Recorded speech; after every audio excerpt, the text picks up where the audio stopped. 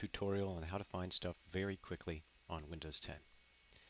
So this works on any Windows, but mostly on Windows 10 we're going to concentrate on that.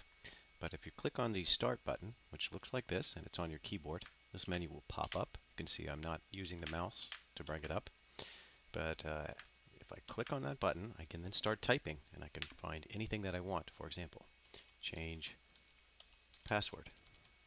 And I can press enter, and the item up here that's highlighted will select. So I can change the password just by typing start, change your password, and press enter.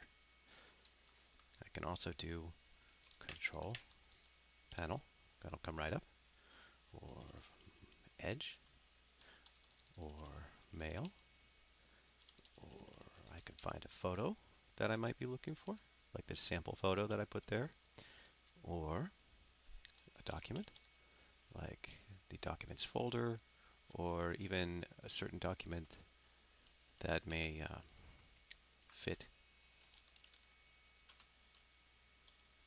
a name.